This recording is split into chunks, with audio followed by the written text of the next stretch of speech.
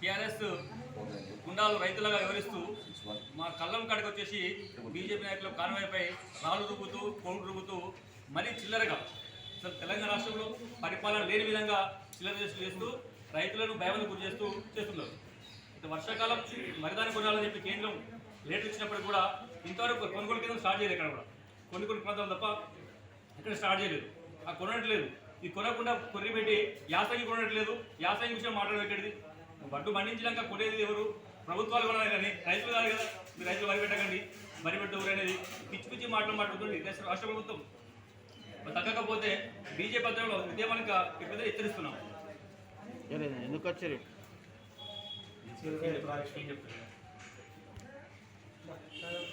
గత 6 నెలల కాలం నుంచి టీఆర్ఎస్ పార్టీ ప్రభుత్వం మొత్తం హుజురాబాద్ నియోజకవర్గంలో ఉండి హుజురాబాద్లో ఎలాగైనా గెలవాలని చెప్పి ప్రజల్ని ఎన్నో రకాల భయభ్రాంతులకు ఇబ్బందులకు గురి చేసిన ఈ హుజురాబాద్ నియోజకవర్గ ప్రజలు ధర్మం వైపుకుండి ఈటల రాజేందర్ గారిని అత్యధిక మెజార్టీతో గెలిపించిన తర్వాత ముఖ్యమంత్రి గారికి మందుదావుడు ఎక్కువైపోయి మధ్య భ్రమించి ఫామ్ హౌస్లే పట్టుకుంటూ కేంద్ర ప్రభుత్వం దగ్గర గత సెప్టెంబర్ మాసంలో వచ్చే సీజన్కి ఏమేం పంటలు పండించాలనేది కేంద్ర ప్రభుత్వం దగ్గర సంతకం చేసి వచ్చిన తర్వాత ఇక్కడికి వచ్చేసి ఫామ్ హౌస్లో పడుకొని తన మంత్రివర్గంతో కానీ ఇప్పటి వరకు అగ్రికల్చర్ ఆఫీసర్లతో కానీ మీటింగ్ పెట్టకుండా వచ్చే సీజన్ ఎండాకాలం కోసం ఏం పంట వేయాలనే దానికోసం రైతుల్ని వరి వేయద్దని చెప్పి భయభ్రాంతులకు గురి చేస్తూ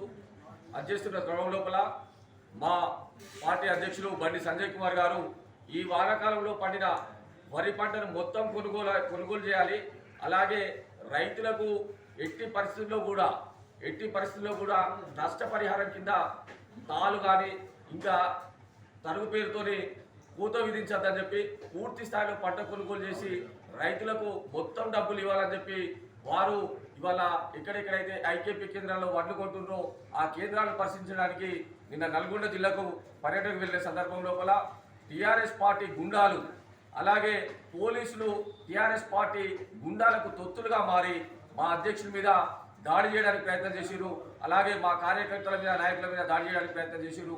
ఆ దాడిని తిప్పికొట్టి ఇవాళ సూర్యాపేటకు వెళ్ళాలనే సందర్భం లోపల మా పార్టీ పిలుపు మేరకు మేము సూర్యాపేటకు వెళ్తున్నామని చెప్పి ఇక్కడ స్థానిక పోలీసులు మమ్మల్ని ఉదయం నుంచి అరెస్ట్ చేసి ఈ స్టేషన్లో నిర్బంధించారు.